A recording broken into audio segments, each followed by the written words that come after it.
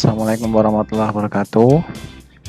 Pada kesempatan kali ini saya akan membagikan salah satu topik yang sebenarnya di bidang kesehatan sendiri itu belum banyak begitu dieksplor ya. Tapi akhir-akhir ini banyak sekali kasusnya dan mungkin masih relevan dengan kondisi saat ini, yaitu banyak sekali orang-orang terutama di negara besar itu mengalami penurunan jumlah usia muda dan terjadi ledakan atau banyaknya jumlah orang yang sudah mengalami penuaan. Dan masalah penuaan ini menjadi masalah yang juga memiliki potensi adanya banyak penyakit, salah satunya adalah Alzheimer disease. Nah, kali ini saya akan memberikan topik yang berkaitan dengan satu penyakit itu, Alzheimer disease, tapi melalui pendekatan suatu terapi yang dinamakan amyloid beta inhibitor. Nah, di gambar ini adalah ilustrasi mengenai sel saraf di otak kita, yang mana di sel saraf itu untuk kasus penyakit Alzheimer disease ada beberapa kondisi di mana di sini ada struktur berwarna kuning, baik itu bentuk fibril maupun sebuah massa yang warna kuning ini yang dinamakan plak, dan ini terakumulasi di dalam otak. Nah, seperti apa kejadiannya dan bagaimana dampaknya, mari kita simak pada materi hari ini. Nah, seperti yang saya sampaikan tadi, bahwa kali ini kita akan belajar mengenai Alzheimer disease. Nah, sebenarnya Alzheimer disease itu sendiri itu apa sih? Nah, Alzheimer disease itu merupakan suatu penyakit yang secara patologi ya, secara gejala itu ada perubahan ukuran otak kita yang mulanya sebesar ini, kemudian mengalami pengecilan atau pengerucutan menjadi massa yang lebih kecil. Nah, kenapa ini pengecilan ini bisa terjadi? Itu ada banyak sebab, yaitu salah satunya atau salah duanya adalah adanya akumulasi amyloid beta, suatu protein namanya amyloid beta, dan juga protein lainnya namanya neurofibril tau. Nah, kasus Alzheimer disease ini itu secara gejala akan ditunjukkan adanya penurunan kemampuan untuk berpikir atau penurunan kemampuan untuk mengingat sesuatu. Nah, ternyata kasus ini itu tidak hanya dialami oleh usia muda, tapi juga usia tua, tapi juga usia muda, dan adanya kehilangan kemampuan untuk mengingat atau loss memory function ini itu akan memiliki dampak yang signifikan bagi kehidupan seseorang. Dan beberapa kasusnya diprediksi akan mengalami peningkatan secara terus-menerus dari mulai 2015 hingga 2050, yang awalnya 50 juta di seluruh dunia diprediksi akan mengalami peningkatan hingga 130 juta di 2050.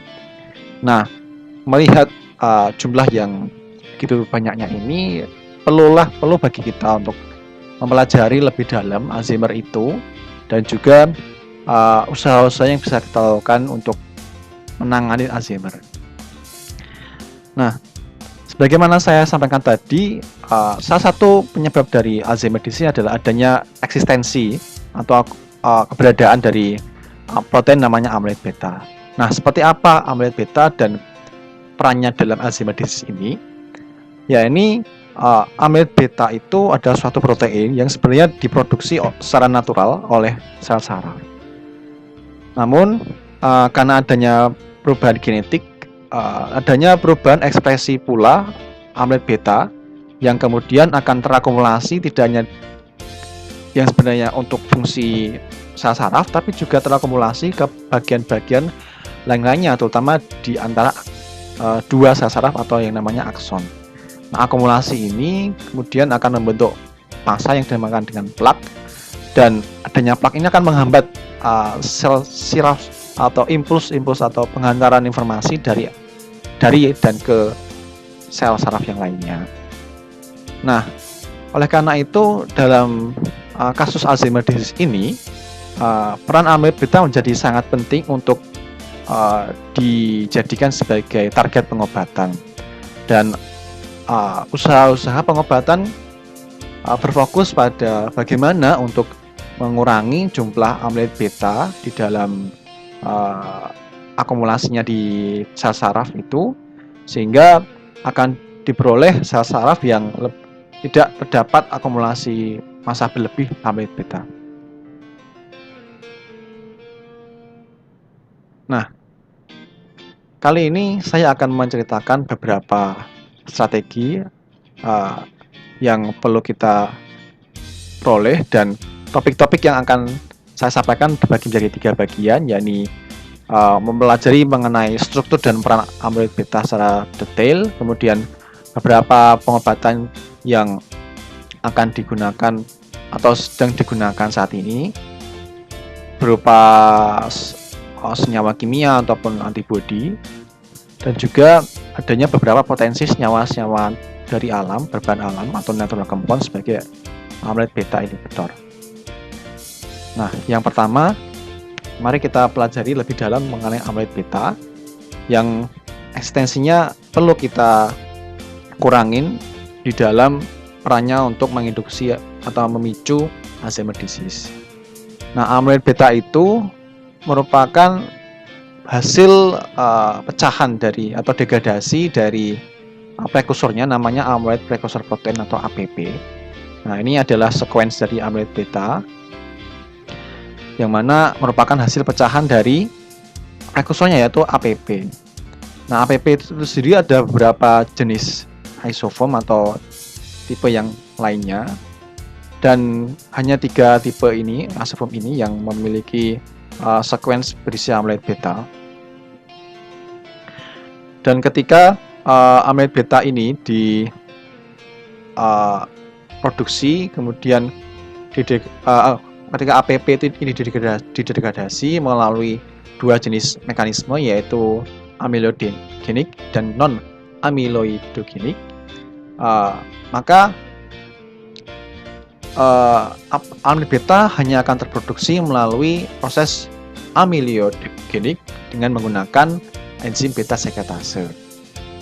Nah, dan amyloid beta itu sendiri karena variasi pemotongan ada melalui gamma grade sekretase, terjadi perbedaan bentuk, yakni amyloid beta 40 sequence yang berisi amyloid protein yang memiliki 40 sequence asam amino, dan amyloid beta yang memiliki 42 sequence asam amino atau amyloid beta 42.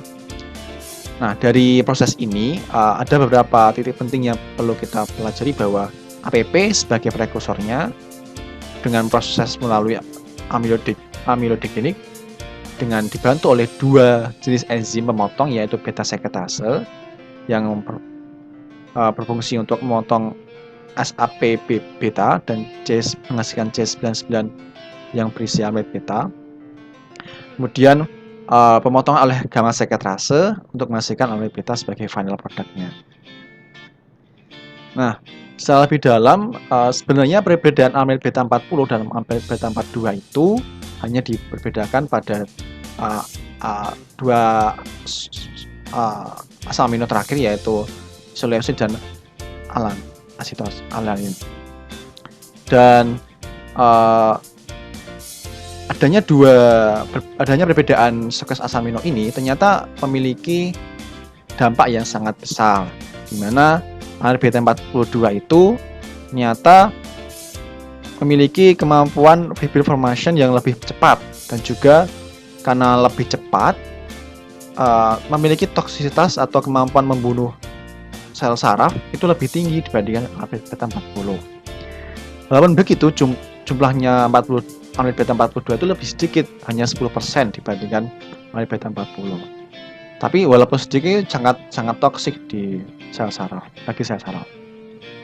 Nah, secara struktur itu, amyloid beta itu akan secara natural atau secara alamiah akan membentuk betasid, yang mana struktur betasid ini terbentuk karena reaksi intramolekuler, agregasi dengan amyloid beta itu sendiri membentuk betasid, di mana adanya beberapa ikatan asam amino yang diperantarai oleh sequence nomor 13 hingga 23 ini, sehingga pada region ini merupakan region yang penting untuk amyloid beta membentuk struktur betasid. Nah, amyloid beta itu sendiri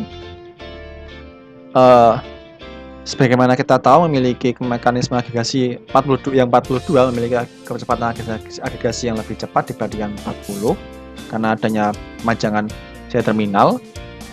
Dan setelah bentuk dodekamer sebagaimana di gambar ini yang merupakan salah satu bentuk dari oligomerization, amyloid beta akan membentuk struktur yang lainnya, yaitu protofibril dilanjutkan dengan fibril. Sedangkan amyloid beta 40 hanya memiliki struktur berupa fibril tanpa adanya protofibril, dan tentu memiliki kecepatan yang lebih lambat dibandingkan dengan amyloid beta 42. Nah, menariknya di dalam proses agregasi amyloid beta ini itu dibantu oleh beberapa logam yang terdapat di dalam lingkungan di sel saraf kita. Ya, ini diantaranya Fe atau iron, besi, copper, tembaga, dan zinc. Ketiga enzim ini membentuk cross-linking atau ikatan dengan beberapa asam amino, diantaranya seperti aspartat, histidin, dan juga glutamin. Nah, cross-linking ini sangat esensial untuk membentukkan betasid dari amyloid beta, sehingga dengan adanya metal ini akan semakin mempercepat proses agregasi amyloid beta. Nah, melihat perkembangan yang sekarang, amyloid beta protein ini menjadi target yang sangat esensial dalam penanganan Alzheimer disease, dan ternyata dampaknya juga cukup complicated bagi tubuh kita. Jadi tidak hanya berdampak pada Alzheimer, tapi ternyata juga ada dampaknya pada kanker. Di bagi Alzheimer sendiri, amyloid beta itu selain membuat toksik berupa fibril maupun plak, juga dapat mengaktifasi beberapa protein yang lainnya, yang mana dia bisa berikatan dengan protein NMDA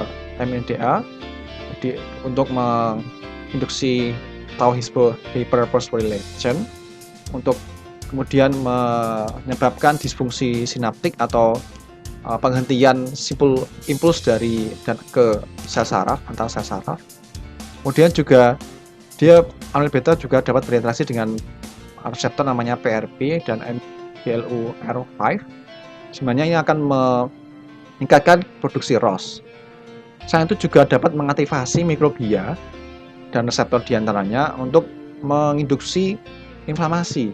Sehingga tiga proses ini merupakan proses yang juga akan meningkatkan meningkatkan keparahan atau meningkatkan kemungkinan terjadinya Alzheimer lebih besar.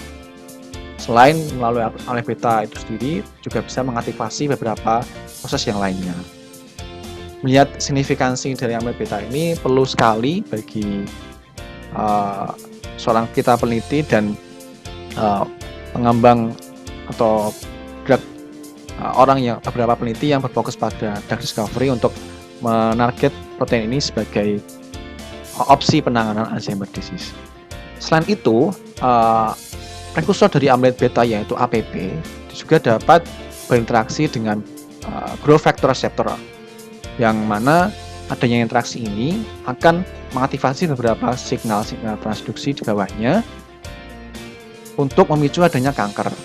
Nah, di samping Alzheimer juga ternyata amyloid beta itu ada korelasi kuat dengan kanker.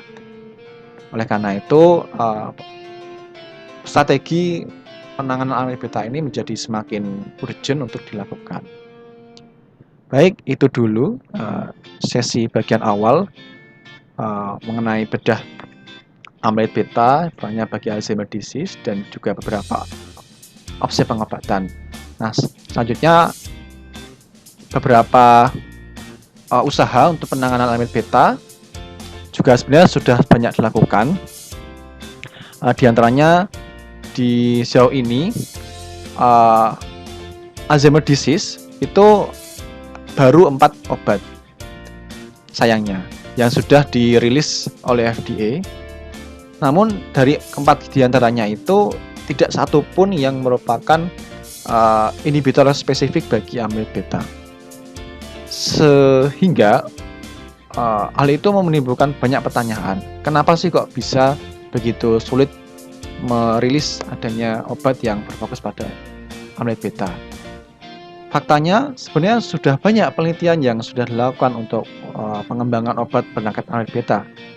Mana hingga tahun 2018 sudah ada sekitar 54% obat itu yang sudah diteliti untuk menarget amyloid beta. Tapi belum ada tuh yang benar-benar bisa rilis untuk digunakan sebagai obat bagi Alzheimer. Oleh karena itu penelitian ini masih perlu untuk dilakukan dan ditingkatkan dan masih menjadi topik yang menarik bagi penelitian Alzheimer disease. Baik, untuk topik selanjutnya mari kita lanjutkan ke sesi atau part 2 dari sharing video kali ini. Kita bahas pada sesi selanjutnya. Tetap simak dan pelajari. Mari kita pelajari bersama sharing video kita kali ini. Assalamualaikum warahmatullahi wabarakatuh.